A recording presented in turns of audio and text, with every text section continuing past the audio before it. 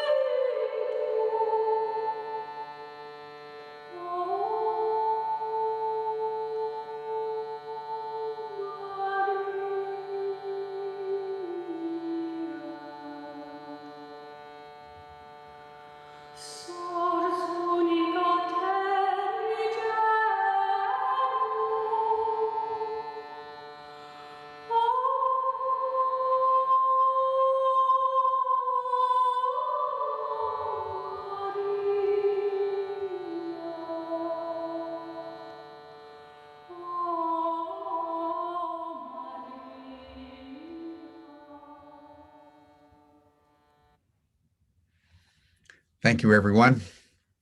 Now, with an open heart and a heart full of gratitude and love for each and every one of you who are joining our session today, we want to turn our attention to the healing power of sound. This has been a consistent theme for Humanity Rising. how during the depths of the pandemic, when our health, not only physical, but emotional and psychological, political, economic, has been under assault by the COVID-19 virus. How do we heal? How do we build our resistance against disease? How do we build our immune systems? How do we navigate in a robust way through an increasingly chaotic world?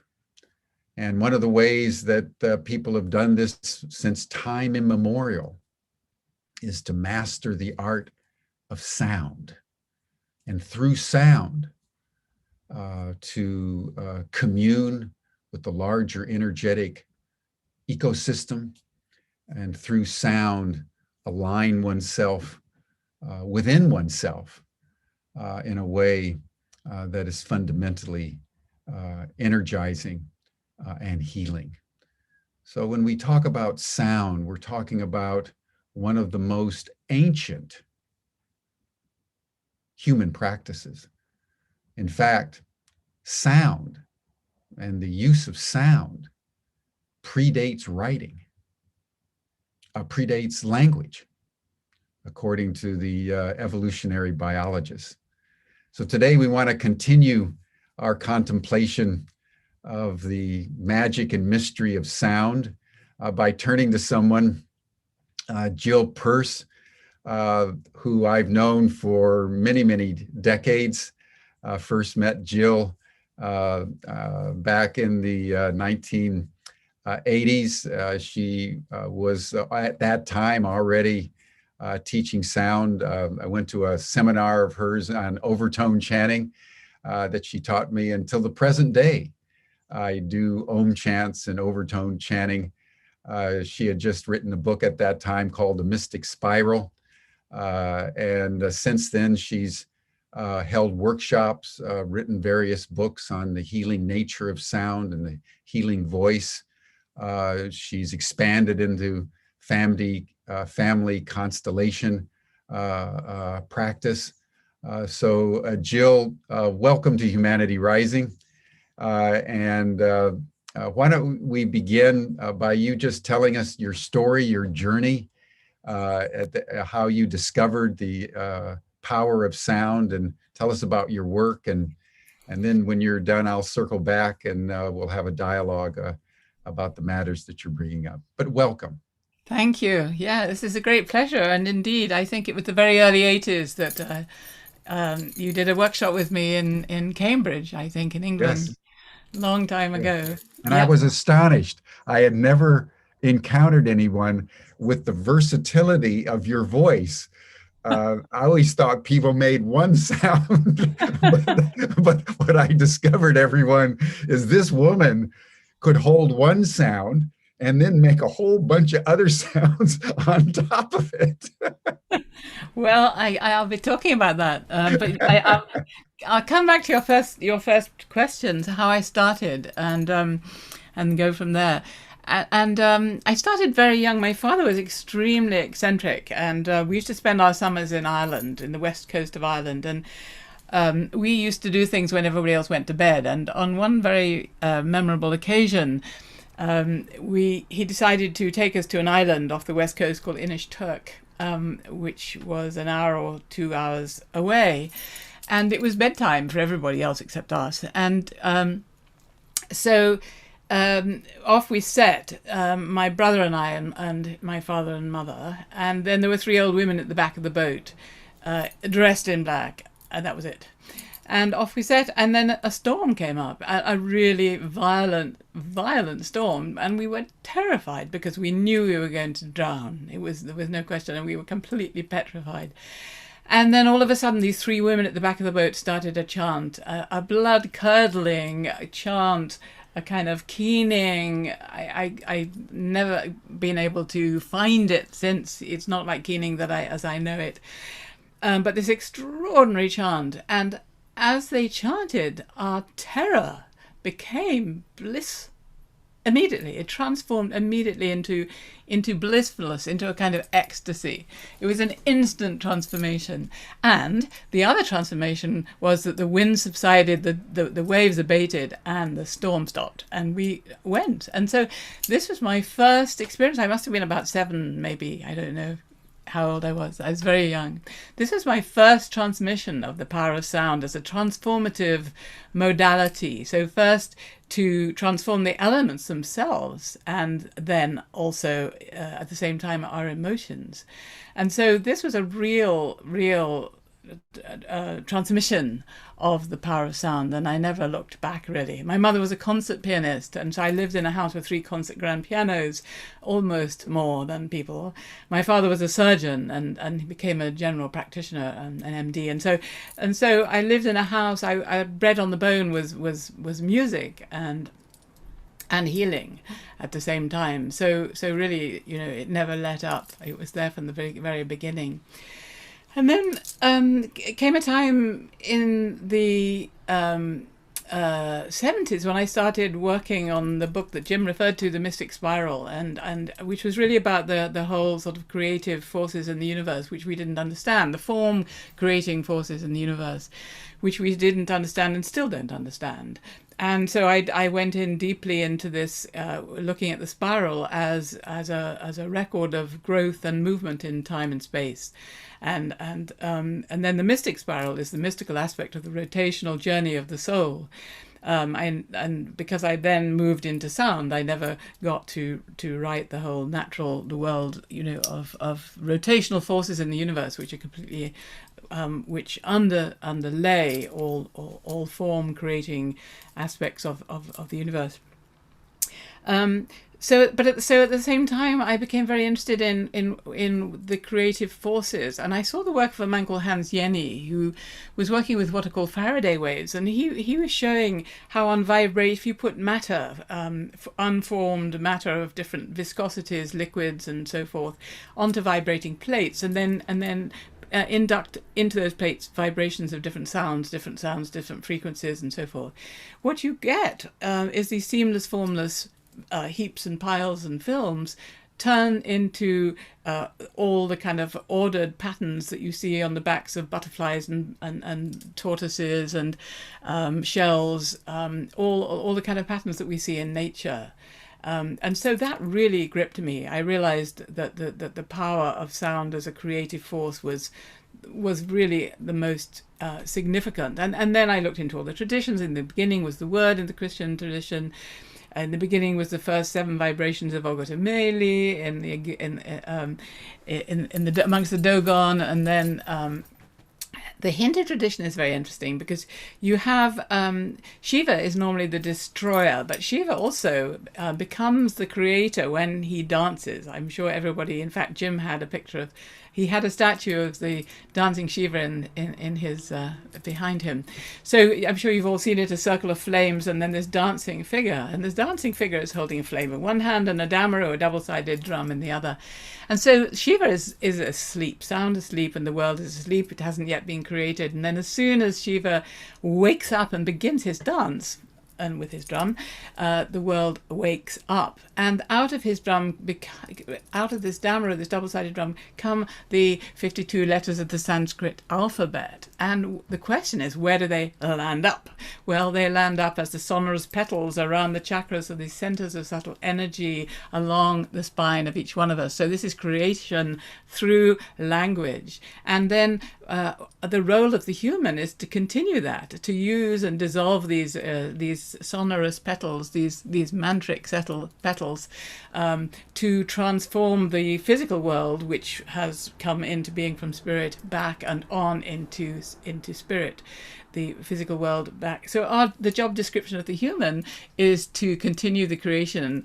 So the world is created from spirit into matter, and our job is to transform it back and on into spirit. And that's where sound comes in. And so, as Jim mentioned at the very beginning of all time, people who've been using sound. And in the beginning, people chanted to remain living, literally chanted to remain living, because in traditional cultures, it was naturally held that human life only existed by the favor of some great and powerful being, God or the divine or the great spirit or whatever name you give this being.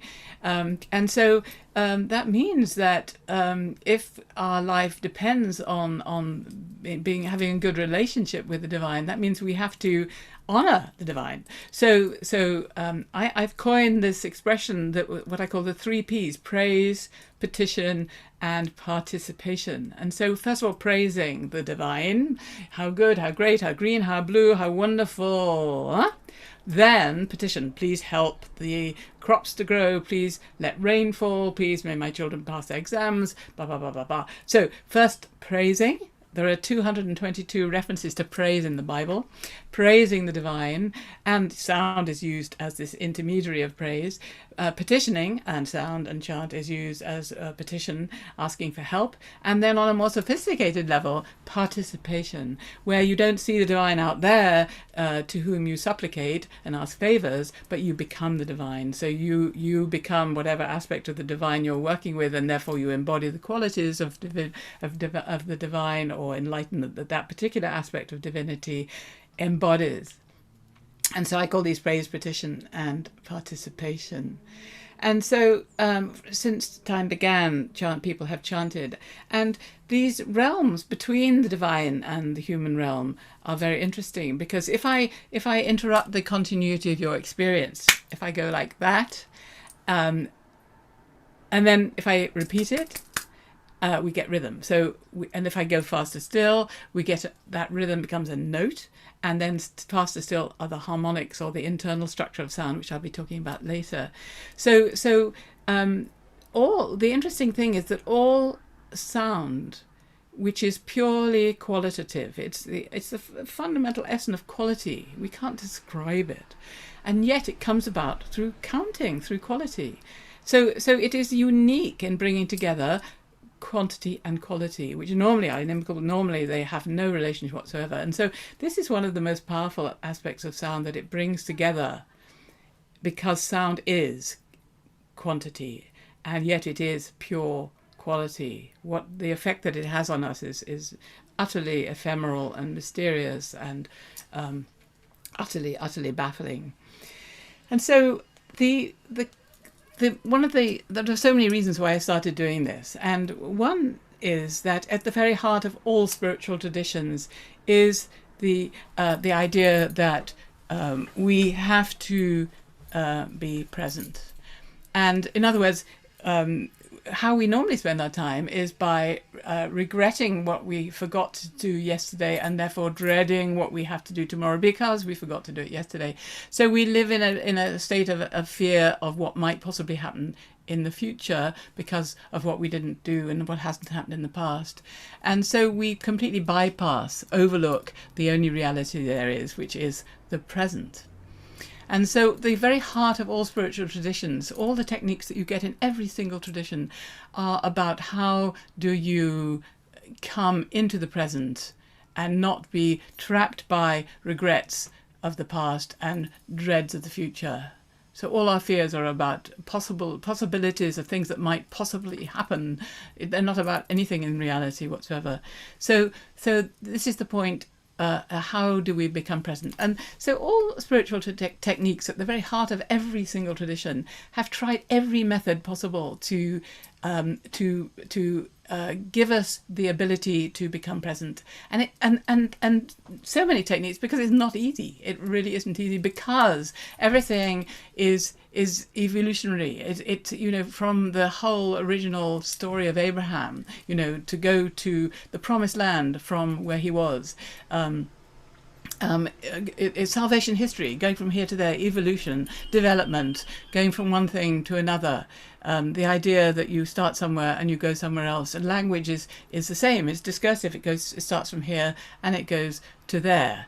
And Western music starts from here, goes to there. It has a time signature, which is usually a dance. So it's all about development and going forward, exploration, development, evolution, and so on. So it's all time based, and so it's very difficult to go beyond time. And the thing about chanting is that you can only chant in the present.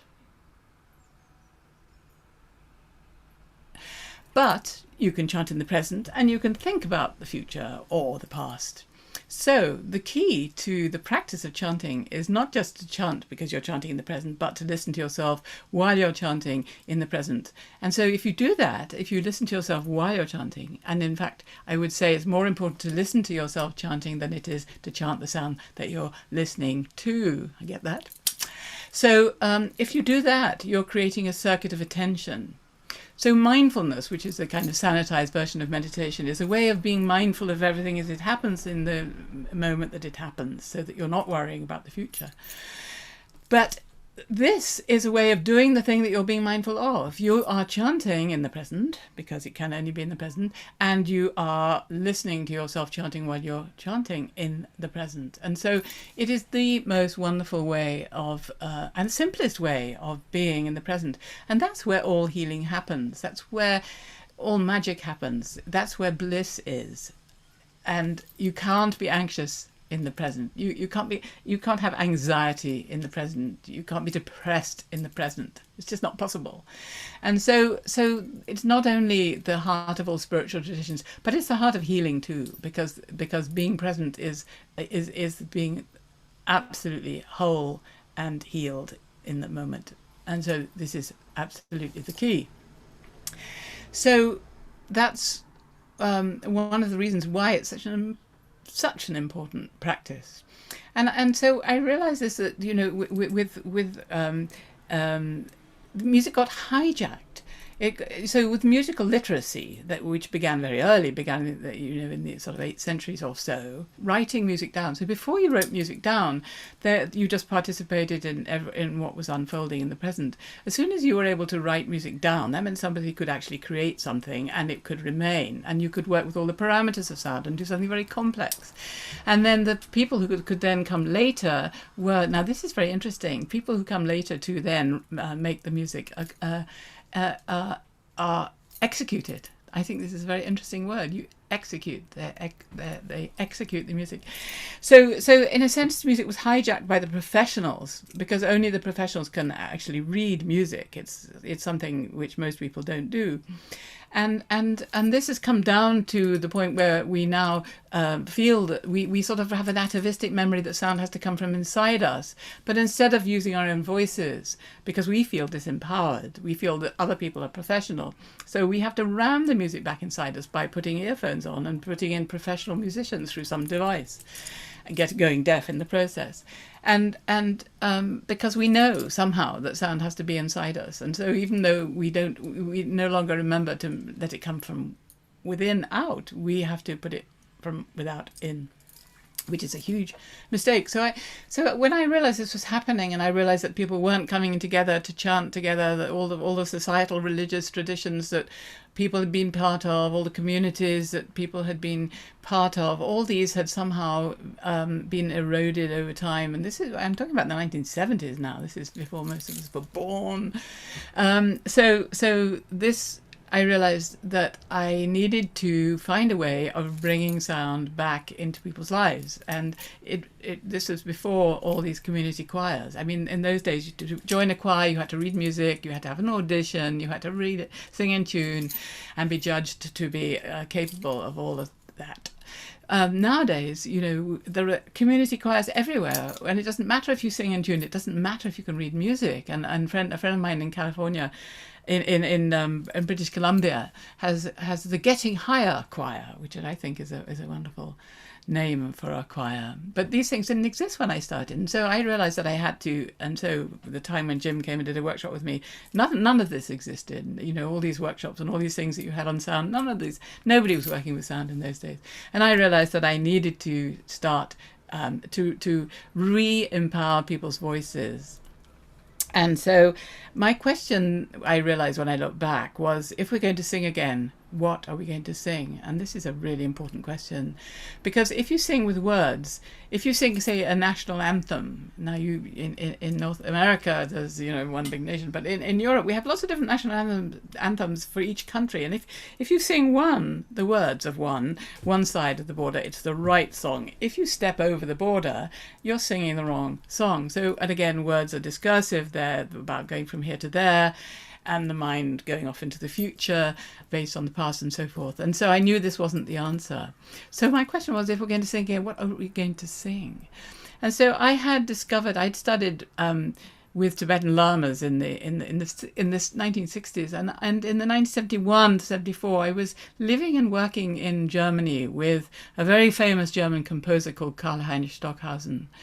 And he had written a piece called Stimmung for 6 singers, doing a very simple form of vocal harmonics, which I'll talk about in a moment. And the Tibetan lamas that I had met also were working with vocal harmonics. And this was something utterly fundamental about the nature of sound, because one of the things, and I'm going to demonstrate this in a moment, one of the things that happened to sound in the West was, which came about through the popularity of keyboard instruments. You know, everybody had a keyboard instrument and played with the family around it and so forth. But with the popularity of keyboard instruments came the problem of tuning, which is that, so traditionally you tuned an instrument from one note to the note 5 notes above that, from that note 5 notes above that, from that note 5 notes above that, until you have what is called a cycle of fifths, 5 fifths, and da, da, and then so on, and this is the most consonant interval after the octave, which is somehow the same. And so, but what you get when you have a cycle of fifths is you get, when you should, and this is the only kind of bit I'm going to be theoretical, when you should get to the octave above where you start, you don't. You overlap it by a quarter of a semitone called a Pythagorean comma. And this is a problem with keyboard instruments, because keyboard instruments, you press a key and a damper comes off a note, and that's the string that gets percussed, played. So you can't modulate the sound as you can in violins or cellos or voices. So this was a real problem about tuning. And so in the 17th century, this was a massive, massive problem. And so what happened was all the polymaths and mathematicians, musicians got together and they thought, what are we going to do about the tuning system? And so what they did was they took this quarter of a semitone and put it inside the octave, meaning that all the notes inside the octaves were no longer in tune. Some were stretched and some were squashed.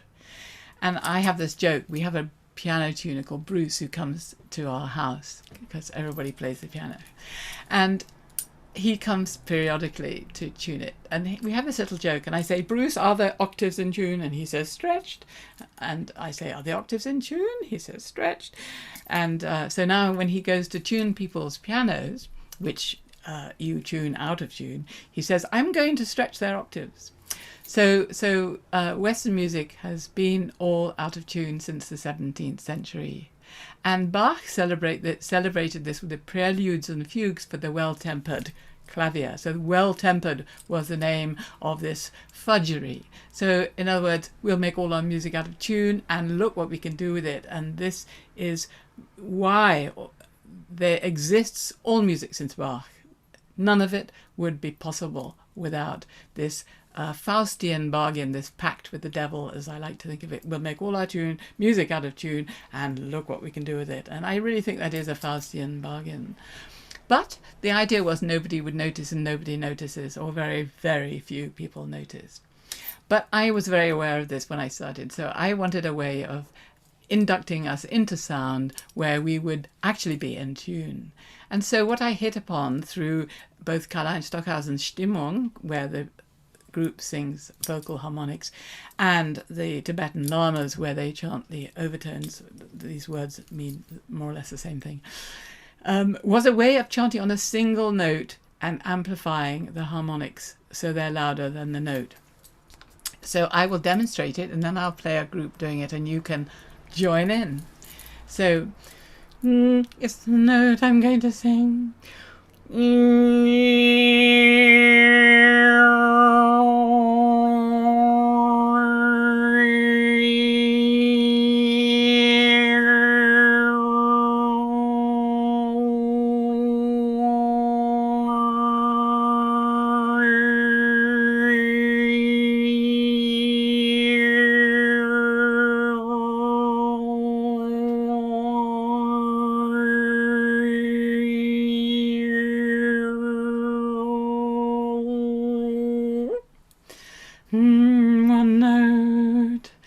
and all these other sounds are contained in that note, and we normally don't hear them. So what I did just then was to selectively amplify the notes that are always inside the note that we don't hear, but which tells us the source of the sound, whether it's our mother, grandmother, flute, piano, violin, blah, blah, blah. And I selectively amplified them so that they were louder than the note itself that I was making. And this is the most amazing thing to do together, because it means that it's like the homeopathy of sound. These are the sounds which are really in tune. And so one of the things about being healthy is, we talk about being sound in mind and body, and to be sound means to be healthy. And we can't be healthy if the music we're making, if the sonorous geometry that we are creating is not in coherence with the sonorous geometry of the world that we live in, which is what is the case. And to be healthy, we need to be coherent with each other. We need to be coherent sonorously with our environment and with the geometry of the world. And so we're not, because of our music's out of tune. And so this form of chanting is a way of being coherent. And so this is a group doing it together. And you can hum along and make sound and as you like with it. Close your eyes. We're very visually dominated or dominant. The visual is dominant because we're literate. So in order to allow our ears their full development and flowering, it's probably easier if you close your eyes for a moment while I play this and you chant with it.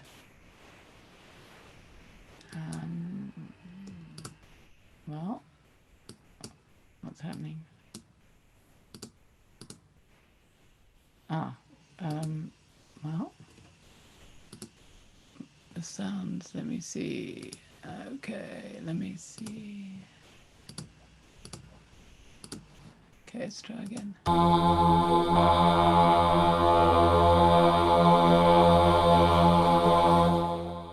Okay, the wrong one. Okay.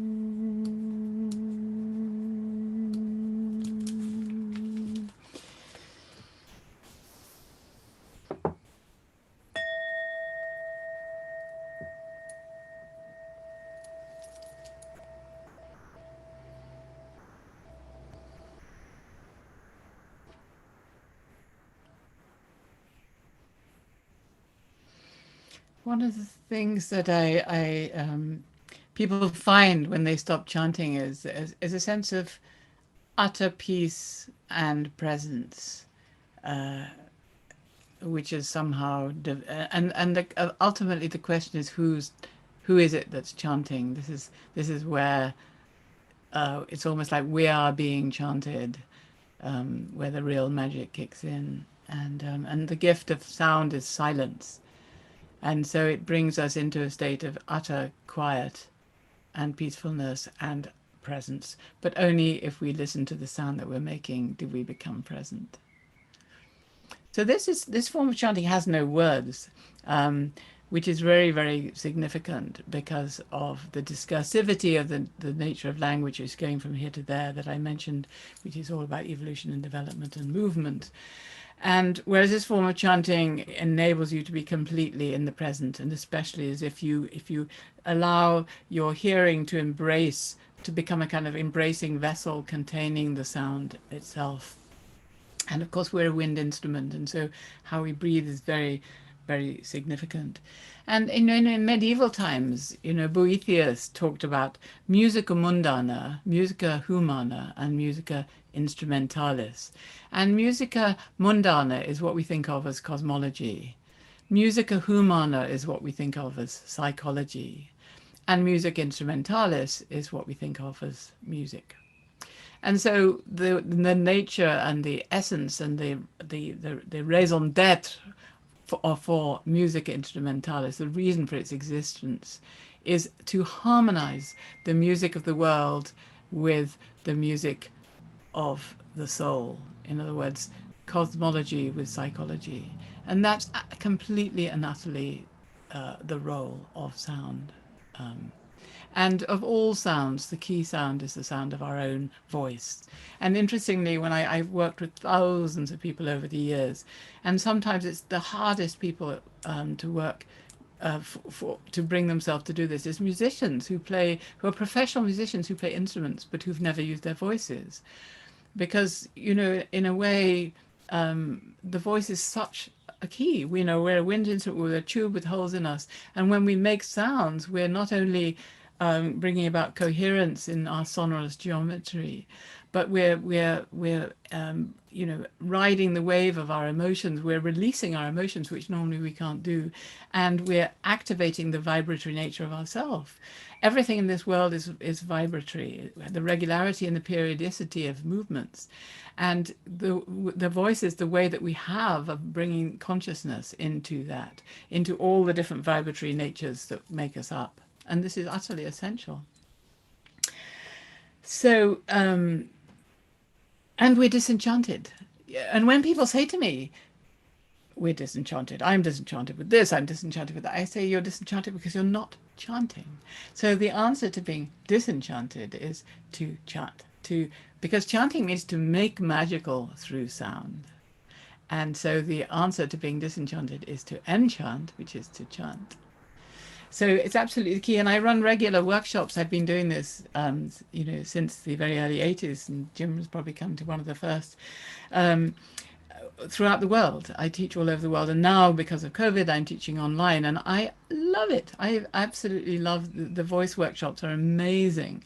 And I hope you join me for one. The next one's July the 10th and 11th, which is a weekend. And the information is on my website, healingvoice.com. Healing Voice is one word, healingvoice.com. And you can email me on info@healingvoice.com. But you'll join me, I hope you'll join me then.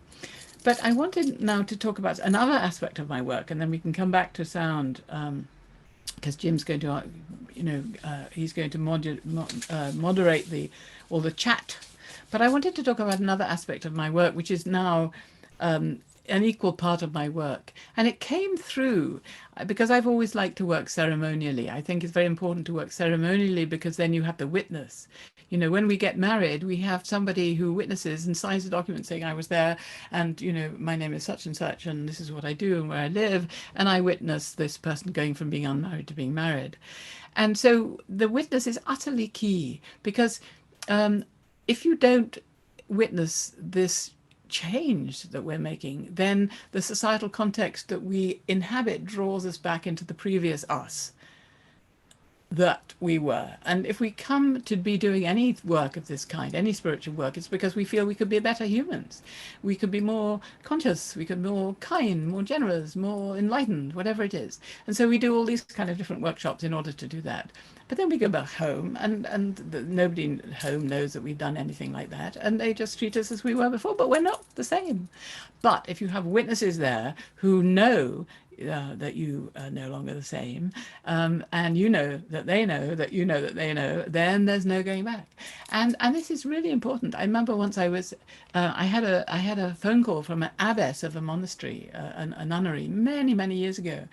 And this abbess said, we've got this nun here who's been in this monastery, nunnery, for 20 years. And it was Benedictine, and where singing is really key. And she can't sing, or she thinks she can't sing, and the sisters think she can't sing. But we know about your work. Can you help us? So she came and did a workshop with me, and she had a wonderful voice, and everybody loved her. It was wonderful.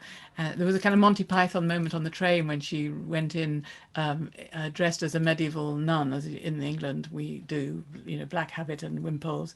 She went into the lavatory on the train dressed as a medieval nun and came out with a wig and a tracksuit, the kind of Monty Python moment. Anyway, she was wonderful and had a glorious voice. And then I got a phone call after the work, she did the week-long workshop. The abbess called me again, and she said, well, the sisters don't know she can sing. So, in other words, the societal context that she went back to didn't know she'd changed and could sing. And so she didn't and couldn't. And so it's really important. So I work ceremonially.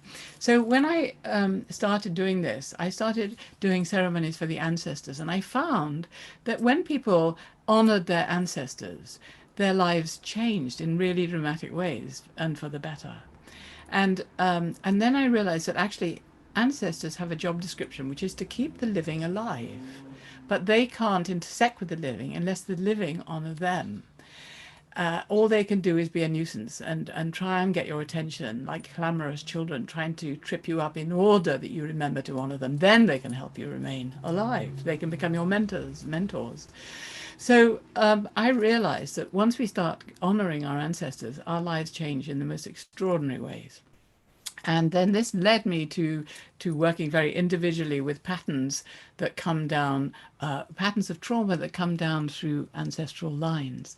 So the kind of patterns, it's about unfinished business. So if in previous generations, and you may not know these generations existed, let alone what happened in them, and it doesn't matter either, but anything like early deaths, suicides, murders, abortions, addictions, adoptions, emigrations, which of course happen enormously all over the place, dodgy dealing, injustices, abuse, maiming, physical handicaps, mental illness, autism, depression, you name it, any of that kind of thing, anything which interrupts what might notionally be considered a kind of natural flowering of a life. Anything that interrupts that causes a pattern of trauma to exist in that family. And that pattern of trauma goes down from generations to generation. And this was discovered, it's called epigenetics, and it's a hot subject in the life sciences. And it was discovered with people looking at generations following racial traumas like the Holocaust, like the famine in Holland after the war, the famine in Ireland, the dislocation of the Finns to Sweden during the war, and so on and so on. They found that subsequent generations had physical and chemical changes and emotional and psychological changes as a result of these traumas. And the most interesting example of this is the inheritance of fear in mice. This is done in Atlanta, Georgia, the university about 6 years ago, where mice were given an electric shock, I'm sorry, but they were, while smelling an innocent smell of acetone phenone, which smells like flowers or almonds, something very innocuous, quite pleasant in fact. Then they were bred in vitro so that they didn't know their children mice, nor even their grandchildren mice. And they found that the children mice and the grandchildren mice were terrified of the smell.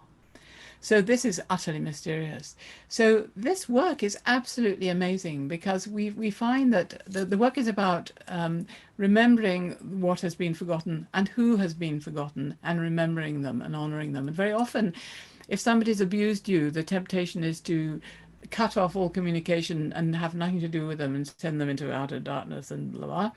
Whereas that's where they start to make problems for us. So the only way that we can really deal with these issues is if we honor them. Forgiveness is very tricky because if I say I forgive you, you're elevating yourself above the person you're forgiving. You poor little worm down there, I forgive you. If you, on the other hand, you honor them, you honor them, you're putting them above yourself. And then they can find their rightful place in the family or in the ancestral field. This is about fields. It's about the ancestral and family field, which needs to be ordered. So if they're honored, they can come back and take their rightful place and look kindly on the living. And the worse they've been, the more they need honoring. So some people say to me, what about my grandmother? She was horrible. I don't want anything to do with her. But she's the very person, because she's powerful, that you want to have in the rightful place so that she isn't horrible anymore. She finds her rightful place, and then she looks kindly on the living and helps you to remain alive. And then there's another thing, when people have made good in the world, sometimes previous generations have made a fortune. They've started some business, or, they invented railways, or, all the kind of things people made, oil, or, purveying of alcohol. All these things, when people work for these people, there are always sacrifices. People die into vats in molten metal, fall off bridges, get drunk, get killed in the process of making the fortune for the original founder of the dynasty.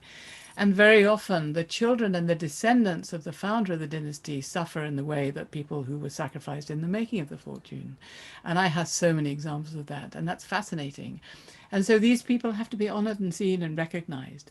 And then when you have, interracial marriages, the same thing. You have two members of two different races marrying, and the ancestors are up in arms. They don't know anything about this. So you have to get the ancestors of the two to really acknowledge and honor each other for the living manifestations of these people to live successfully and have children in a successful way. And then if you emigrate to a different country, like, in England, where I'm from, as you can probably hear, we've been around a while. When I teach in North America, the East Coast have been around a while, but when I teach in Pacific Canada, people are quite recent there. And so when people have left their homeland, it's very important that you honor the land you've left. Where very often your relations will still be, or your ancestors will still be. So it's very important to do these kind of things, and to, as I mentioned before, to honor the perpetrator. So rather than cutting off all links and thinking I'll have nothing to do with this person, it's very important to honor them. So when I do this work, the effect is immediate. So people find strange members of the family come back in a glorious way. People find new members of their families. People who wanted children and couldn't have them, or they weren't happening, suddenly get pregnant. People who want to find their life partner suddenly find their life partner. The effect is dramatic. And the work is absolutely extraordinary, and it works online, and as does the voice work. Both these things I would never have dreamt working online, and they do. And when I do this, when you do this family work, you choose people to represent your family members, and they have to empty themselves, and they find they become them in an extraordinary way.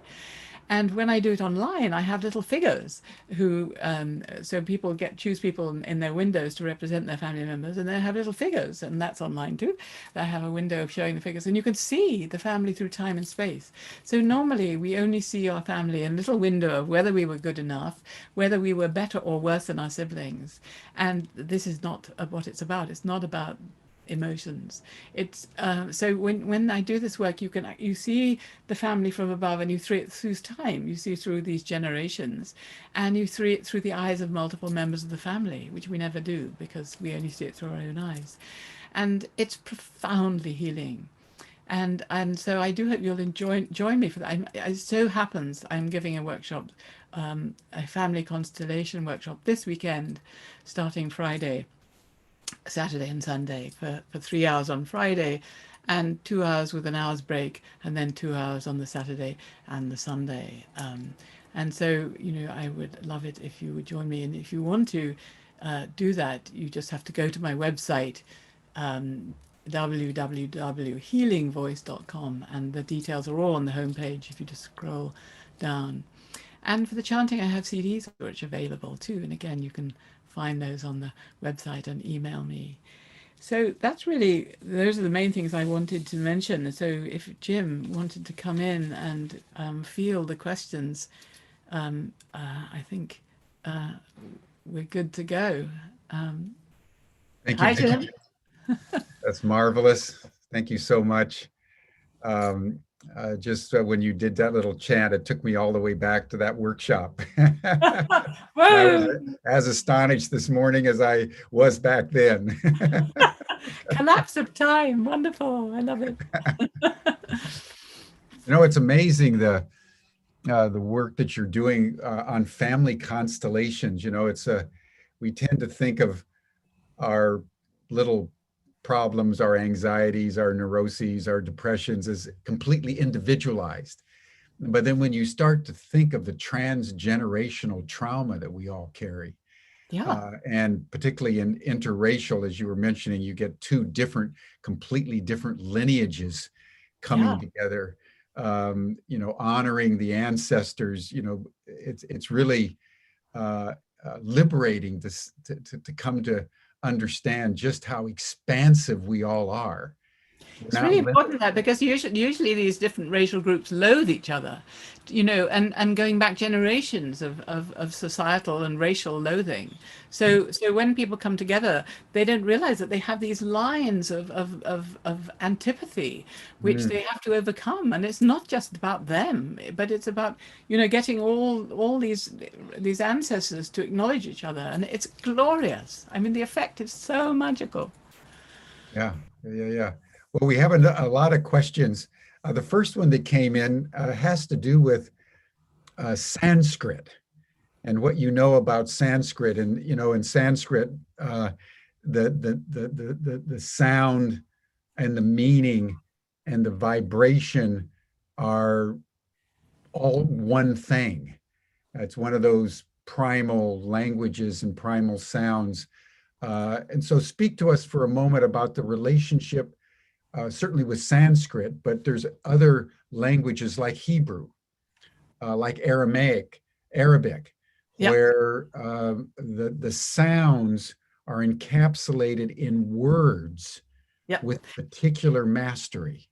Well, first of all, the kind of notional origin of language is where some divine being hears the sound of the thing and utters it. And next to them is a slightly less enlightened being who hears what they say but gets it slightly wrong. And then next to them is a slightly less enlightened person who gets it even further wrong. And so you have this kind of telephone game theory of the origin of language from some divine being who hears the sound of the thing and utters it. And then it goes down the line of distortion until we have language today. But there are certain kind of sacred languages that you mentioned. There's Sanskrit, there's Aramaic, there's Hebrew, and the interesting thing about many of these languages, and Egyptian as well, is that they have no vowels. So vowels, so one of the reasons why when they translated first time Egyptian through the Rosetta Stone, they still didn't know how to pronounce it because there are no vowels, and there are no vowels in Hebrew either. And at least they're not written. But when you speak, we speak with vowels, which we interrupt with consonants, which then articulate the beginning and the end of words and sentences. And so vowels are purely harmonics, and consonants are noise sounds. So p, t, f, k, k, all those are noisy. If you analyze them electronically, you get noise, which is where all sounds are chaotic. Whereas vowel sounds are pure tone. They are supremely ordered. And that's another reason why chanting the harmonics or the overtones is extraordinarily powerful, because you're inducting order into the system. Because they're pure sine waves. So these sacred languages this is what's so interesting about them is they didn't notate the vowels because they were too sacred to limit by notation. And so when you chant the vowels, like for example in Hebrew, you write Yod He Vav He, which is Yahweh, which is all the vowels in Yahu, which is the descending order of the vowels from E to U, E, A, A, O, U, way, which is u or e, which is the ascending. So I talked about the Shiva as the continuous journey of creation and our role as the dissolution of the physical. And it's the same with Yod He Vav He or I Ya U A, just the vowel sounds, which I shouldn't really be saying. So sacred languages tend not to articulate the vowels, and yet the mantric tradition since the time began, and I didn't really talk about mantra, the mantric tradition from time began really is all about vowel sounds, but ending in the nasalization, which brings it back to, for example, the Om mantra, ow is all the vowels, and it ends in a nasalization, which is what incorporates the sound into the physical body. So it brings the is the disordered sound, which brings it into the body. So yeah, language, yeah. And, obviously these ancient languages also were attuned to number, Yeah. the whole domain of grammatia, where the linking of the sound to number created, as you put all the sounds together with their numerological equivalency, gave a certain concept or larger word. Speak to us a little bit about the relationship between sound and number. Well, the thing, with all these traditions, it's very hard to be specific because there are so many different traditions. So the person who translated my book into French, Carlo Suarez, was a Kabbalist, and he did work with, again, with showing how the sounds of the things were the letters, the Hebrew letters. But it's the same with the Platonic tradition, for example. That in the ancient Greek traditions, you have the identification of the planets with notes. But again, there are so many different versions that you have to be very careful. And it's the same with with identifying letters with numbers. You get many different. There are many different versions of all these different traditions. So you have to be a little bit careful. And do you find that as you understand sound, was there a particular language or a particular tradition that strikes you as the most meaningful? Well, I've studied many different traditions over the years, and there've been a lot of years to do it. And over the last 40 or so, I studied in Tibetan tradition. I found a Tibetan Lama who I studied with who's no longer living, and I found that they, more than anybody that I experienced, used sound in an extraordinary way. And so I found that their understanding of the nature of things is utterly profound because it was a kind of living tradition. The Egyptian tradition died out and we didn't have a living tradition. But with the Tibetans, there was this diaspora where this tradition which had been nursed and contained and kept secret from the world and nourished was suddenly let loose. And so I found working with Tibetans the most interesting. And I wanted to say something about mantra, which I didn't get to say in the talk, which is that whereas Western language is this linear progression, with a beginning, a middle, and an end, language is discursive. It's all part of that whole linearity. I was talking about evolution, development, salvation history, which is this Abrahamic journey from to the promised land. It underlies the whole Western understanding of everything, whereas mantra is very different. So mantra uses language. So let's take Tibetan mantra, for example. Each word, you can't translate it as a sentence. People try, Mani Padme Hum, the jewel in the lotus. That's nonsense. You can't do that really, because each word is an aspect of development of consciousness, and when you string them together, you're having all these different aspects of consciousness, but they make no sense and so it tricks the mind into thinking it's in a discursive modality. It's a sentence, it seems. It may mean nothing, like Tara's mantra. It really doesn't mean anything. So it tricks us, it tricks the mind into thinking it's in the discursive modality, familiarity, but instead of just going off from here to there, it's circular or spiralic. You repeat it endlessly, again and again and again and again and again, and it can be sound or it can be even silence. So it corrals the mind. It stops the mind running away with itself into some, notional destructive future which doesn't exist, and corrals it, it contains it in the present moment. And this is the power of mantra. And then, of course, you're tuning into some lineage of sacrality. So, for example, if you're given a mantra, usually in secret, even though it's a popular mantra, and you work with that mantra, you then add to the power of the mantra, which makes it available to all those who subsequently use the mantra. So you're increasing the power of the morphic field, if you like, of the mantra.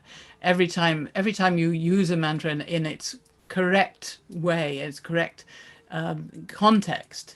That's why blaspheming is to take it out of the context. You weaken it. But if you're using it in a sacred way in order to develop the mind, for example, then you're adding to the power of the mantra, which then becomes available to all those who use that mantra. So you're adding the power into the morphic field, which then increases and is increased for those who come later. Well, and I'm remembering too that when the Maharishi started the transcendental meditation movement, he specifically didn't assign meanings to the words. He just gave the sannyasins the sound, because he said, if I attune meaning to the words, you're going to start thinking about it. And for him, he says, just do the sound over and over and over and over. It's the sound that is going to heal and illumine, not the meaning that your mind attributes to it. Exactly. Yes. I mean, all these methods are to overcome thinking. Thinking again is a linear. Thinking is the internal motor for language, and so everything we do is to try and stop the thought, so that the contents of the mind become the nature of the mind itself. We transform the contents into the nature, and this is the key. Yeah, and David Stoney has a question that just came up, which is, I think, encapsulates a lot of what you said. He says, would it be fair to say that healing sound like chanting takes us away from the limits of spoken and written language, out of our left brain hemisphere and mind consciousness, and opens us to participatory consciousness into our right hemisphere and heart consciousness? Yeah, absolutely. I mean, if you think about the right and left brain, then definitely, yeah, without a doubt, yeah. And I think that leads Jill to. Go on. Go ahead. No, I've forgotten what it was.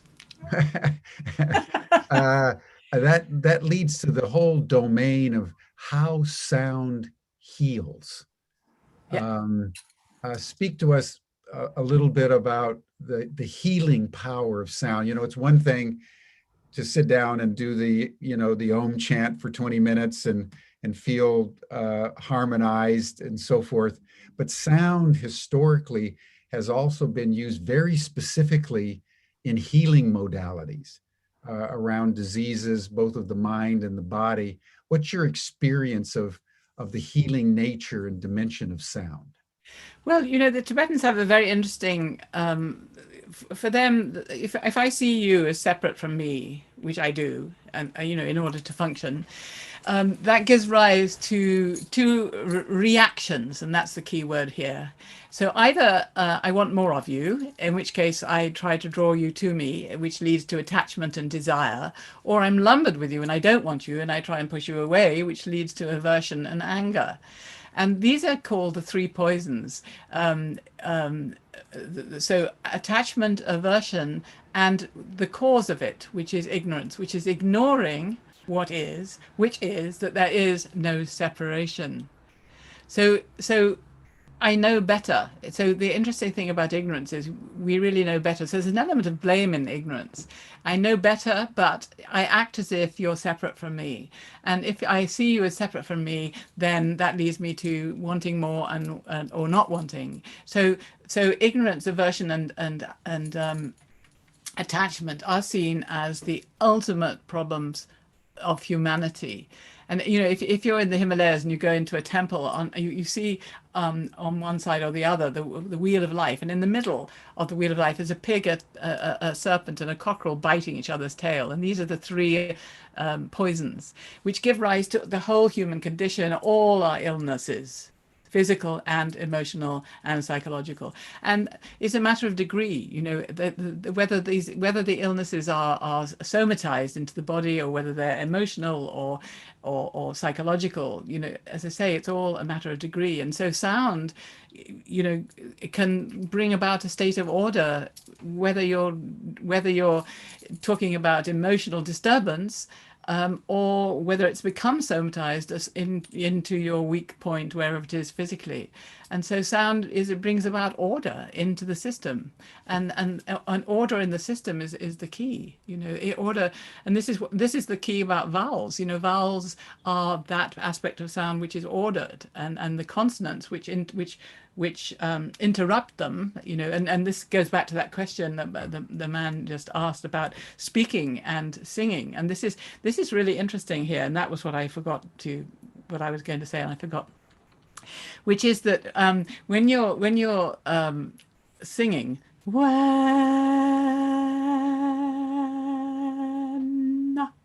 you sing. When you sing, what you extend are the vowels. You can't extend the consonant sounds. I mean, you can a little bit in folk music or some kind of Sufi zikr, or you can, but basically you don't extend the noise sound. So when you speak, so this is the answer to this man's question. When you speak, language is equally balanced between vowels and consonants. That's the nature of speaking. But when you change to singing or chanting, what you're extending is the ordered element, constituent parts of the sound, the vowel sounds, which are supremely ordered. They're the sound waves. And what you're cutting short and just using it to end, you know, you have to, otherwise, you know, soprano is singing a thing and you doesn't end with a consonant, you have no idea what they're singing about. So you have to end with a consonant. And the consonant is the noise sound, which punctuates it. But the difference between language spoken and language sung is the extension of the magic, the order, the vowel sounds. Gotcha. Gotcha. Extraordinary. You know, and this leads to another whole domain, and that is the relationship between sound and magic. Because for thousands of years, the uh, the true seers could use sound to change reality itself. And I'm just wondering what you would say about the whole domain of magic, first of all, but the utility of sound, very specific sounds in activating magical transformations. Well, I mean, the word incantation, you know, I mean, I was talking a bit about it when I said enchantment, you know, to enchant means to bring magic into the world. You know, if you're disenchanted, there's no longer magic because you're not chanting. So chanting and incantation and magic are somehow, you know, built into language. You know, they're synonymous in a sense, because people have always known that by using the voice in this way, you know, you can well wish somebody or you can ill wish somebody, and the moment you bring it into sonorously, you know, the more powerful it is, and with intention.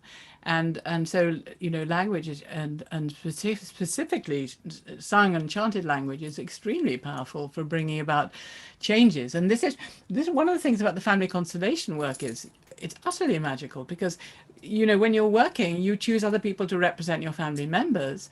And I had this Cosmo, who's my 31-year-old, my musician son. When he was representing, I can't work with him because he's my son, but he was representing in a workshop once, many years ago. And I had these two boys who'd worked with me a lot. And one of them specifically, he was doing music at Cambridge and as a PhD, and he came with his brother, who was the vulnerable one, and he chose my son to represent his brother, who was also in the room. And my son Cosmo, who'd never done this work before, sort of standing there, he'd been said, "You are so and so," his brother, who was there. "You are my brother." And Cosmo, I could see him. He's very bright, Cosmo, and so I could see him. He suddenly slumped, and then I could see his brain engaging. And "This is ridiculous, I'm Cosmo." It was totally stupid. Wow. And then again slumped. "This is ridiculous, I'm Cosmo," and slumped. So he was going between becoming and having become this man's brother, and the rational mind kicking in and said, "This is ridiculous. I can't. I'm who I am." So what happens in this work is that when you're chosen to represent somebody, you do the equivalent of the slump bit. You allow your rational mind to drop away, and you become the person that that they say you are, and you become them. It's uncanny. I've had people come. I remember one guy came once and I knew his parents really well. I mean, they were very old friends of mine, but I didn't know the son. And he chose two people who worked with me a lot to represent his parents, and they became these people I knew. I mean, it was incredible. I knew them. I knew the people who they were representing, and I knew them. And this transformation was unbelievable. And that's magic. I mean, I don't know what that is, and through doing this work, you get the family through time and space, and it's utterly, utterly magical. I mean, we know very, very little, and I guess what we don't know we call magic. Yes, well, even these explanations. I was listening to a lecture by Nassim Harriman the other day on the pyramids and these massive stones in Machu Picchu and in Syria, 2 or 3,000-ton blocks of stone. Even the stories around Stonehenge.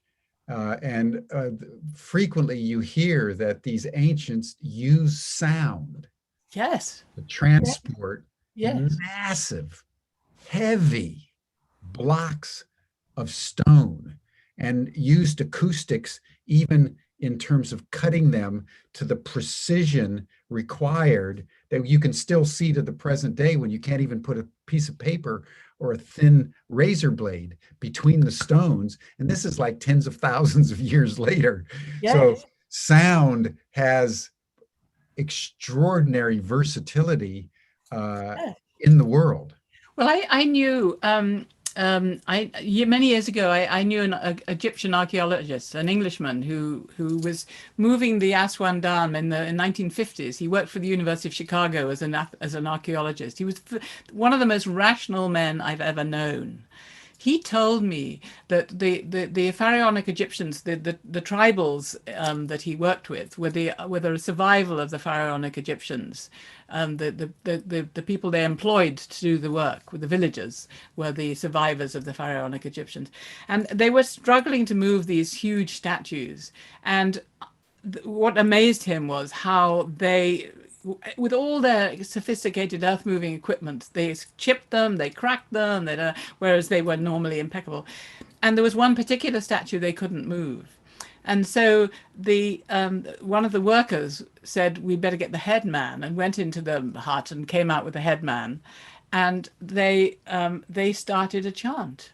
This head man started to chant, and the statue rose up, and off they went. And this man who told me this is the most rational man I've ever met in my life. Wow. I wish somebody had been there with an iPhone to take a video of that. That would have been an Well, yeah. astonishing. I mean, there is an existing film somewhere of some Tibetan lamas building a monastery on the edge of a cliff, and I met somebody who had a copy of the film, but I've never managed to get it. And they used all their horns and all their chants and so on, and apparently the stones rose up and, and built the monastery on the cliff. I mean, I only have it by hearsay, that one, but the other one I heard, from the horse's mouth. The rational horse's mouth. Another question that just popped in around the theme of sound and magic and so forth is around, what do you know about voodoo and the relationship between the use of sound and voodoo? And that, I think sometimes when you think of voodoo, you think of the black magic arts. And I think that's worth commenting on, that sound can be used for a multiplicity of purposes and reasons. Absolutely, and it's all about intention. I mean, I know nothing about voodoo because it's never interested me, but I mean, anything which is powerful, you can use it to good or bad. I mean, that's the nature of anything powerful. It's all about intention, and intention is very, very important in the use of sound. Well, I mean, intention is very important in life generally. And one thinks of the work of Joe Dispenza. For him, intention is everything. Yeah. And with intention, everything is possible. And without intention, the most sublime instrumentalities at our disposal don't bring the healing or the success that we think. Lynn McTaggart, of course, is famous for her work with intention. So I would imagine you and your workshops would really work with sound and intention, because with sound you're unleashing a very powerful energy and force. Absolutely. Intention then becomes critically important. Well, before every workshop, I always dedicate it, and I always sort of do a conclusion at the end. So, I make a very clear articulation at the beginning, that it's for the benefit of all beings, and again at the end, and I think that's really important. Yeah. Yeah. And before our session, I lit a candle. When I do these online sessions, I have everybody light a candle at the beginning and blow them out at the end. It's so important. Yeah. It seems, almost trivial, to the rational mind, but to the discerning mind, it's foundational. Yeah, absolutely key. Yeah. It's foundational. Now let's just turn, we have only a few minutes left, but I want to circle back to the family constellation, because there was quite an active discussion in the chat while you were talking about the family constellation work that you're doing. And I think, one of the things I would love to have you speak to, because when we normally think about going to therapy, we think of going as an individual, and lying on the couch and talking to the therapist about our problems and so forth. And he or she enables us to come to some kind of clarity and illumination. But the work that you do is far more complicated and in some ways requiring more sophistication, because it's not only looking at the individual from the point of view of the constellation, but it's also using actors in many cases, or other people that act out something that before the session they had no familiarity with. So for it to be successful, there needs to be, I would say, an energetic quality that I would imagine you hold, that enables the constellation to be transparent enough to the hidden truth, so that the hidden truth emerges. Yeah, no, that's very true. And I go into a kind of zone. There's no doubt about it. And it's a kind of dancing. with what's being revealed. But the word acting I would never use, because when somebody acts, they are acting something based on an idea they have. And if somebody acts somebody else, the work stops dead. So I use the word representing. It's really important that the person represents the person and doesn't act. And so you, and the other thing about talking therapy that you referenced is it's always within the rational mind. This work goes way beyond the rational mind, because all our problems are way beyond the rational mind. And so any kind of talking therapy can only access what's conscious, and most of our problems are not. Most of the issues we're working with are deeply in layers of unconsciousness that we can't access in the normal way through talking. That's why I think talking therapy, for me, it doesn't go anywhere near it. This people represent. They don't act other people. They represent them. That's a better word. Yeah. Much better word. And they become them. And then I go into a definite zone, and another kind of way of being, without a doubt. And I see the patterns. And the thing about this work is you have to do it in the present. And why I love doing it is because in order for me to be able to guide it, I have to be in the present myself. Because if I say, oh, if that, then that, or if that, then that, the work stops too. I can only reveal it in the moment of its revelation. So it's like dancing at the cutting edge of revelation. I can have no concepts about what it ought to be or ought not to be. Mm-hmm. It's about revealing it. It's like a dance, revealing what's unfolding in the moment with the mutuality of other people, which is why it's completely thrilling. And allows the person then to see, because they see these figures moving from above, with the case of the avatars online, or the human beings in reality when I do it in non-virtually. So these people actually, you see the family moving physically, the whole family through time and space, and it's absolutely extraordinary. And do you, in your practice, since you, knowing you as long as I have, I know that you and Rupert were, very much in the in-person domain, and then the pandemic happens, and now you both have gone virtual, as most of us have. In your practice, particularly of family constellations, do you find a fundamental difference between the in-person encounters and family constellation work done virtually? Well, it's so interesting because I have a whole community of people who work with me a lot physically, and before the pandemic, they would come to all the things I did, and because it's always different, it's always revealing, it's amazing, there's a whole community. And but what I found is that the people who come to the family constellations now come online because it's different. It's the sessions are much shorter because when I do it in real life, I'm starting at sort of 9 in the morning, going till 1 in the morning. It's mad, it's insane. Nobody else does that. But when it's online, you can't do that.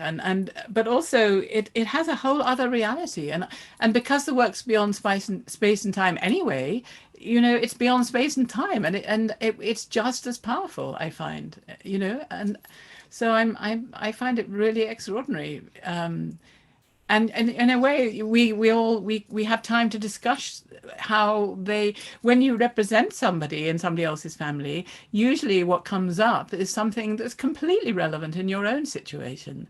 And so we discuss all these things online, and it's extraordinary. Yeah, I think it works incredibly well online, just as well, if not better. A quick question that just popped in about what's your observation about the people who are actually representing the family? Is there an effect on them?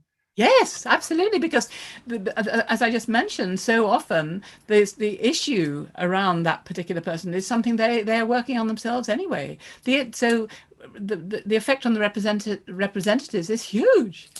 It's amazing. Everybody is transformed. extraordinary. And it works for everybody. So the thing is that, that the family is a kind of field. And so if one person does the work, usually in a family, there's somebody who feels responsible for the health of the family. And they tend to be the people who do it. Although I often have whole families working with me, and that's even more amazing. But if you have somebody who feels, they may not be aware of it, but they somehow feel they're responsible for the health of the family, and they're the one that tends to do the work. But it affects everybody, I mean, and not only the ancestors and the present members of the family, but it affects the ongoing descendants. So it means that all these issues no longer have to continue down through the children and the grandchildren and the descendants. So you can clear up these issues forever. And we all have a responsibility to do that. It's our job. Well, I may need some family constellation therapy, Jill. I've had a wonderful family life until Trump, actually, because my family is evangelical Christian, and we were very amicable to one another. Then when Trump emerged, the rest of the family embraced Trump. I obviously did not. And there was something about the constellation of the politics of the United States and our particular family that broke the family unity down. And the only way we can now communicate is what I call conscious superficiality. So I may be calling you up for a little family constellation therapy. You're very welcome, Jim, anytime. That would be a great thing to work on, yeah. Well, listen, Jill, thank you so much. I want to say a few words about tomorrow, but would you be willing to close us out with just a little overtone chanting, just to harmonize the energy right at the end? Absolutely. But thank you. Thank you.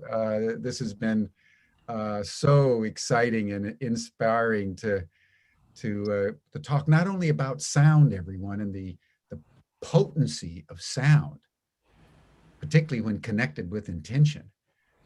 Everything from harmonizing the body to building like the pyramids, but also the work that Jill's been doing in family constellations. And because if you think about our world right now, no man is an island standing unto himself. All of us are interconnected. And it would be wonderful if the whole world could go through a family constellation process, particularly at a time like the pandemic when all of us are in the same conversation. Yeah. So family constellation work, I think, is something that is up for the human race. And Jill has really been developing a mastery in that regard. And then tomorrow, everyone, we're going to turn to another woman of extraordinary talent and skill, Elizabeth Lessing. She's been with the Omega Institute for many, many years. And she's written a book called Cassandra Speaks that has been extremely well received. And it's a book on what history would look like if women were the storytellers. We all develop our identities through story, and almost all the stories we have been passed down by men. So she asked the question, what would be different in our world had women been telling us the stories about who we are? So that's tomorrow on Humanity Rising. But let's circle back to Jill Purce, who will now close us out with some overtone chanting. And then everyone's welcome to the after chat session. Jill, I'll email you the link in a moment. But thank you, everyone. Just another inspiring session on Humanity Rising. I just wanted to say one thing, Jim, that if for those people who couldn't come wanted to do the family constellations and can't come this coming weekend, I'll be doing another one in September, the 17th, 18th, and 19th. So that's another possibility, but it'll all be on my website. Yeah, so send us the links and we can put it on our events page. and promote it that way too. Right. Absolutely. Yeah. So we'll end with the overtone chanting again.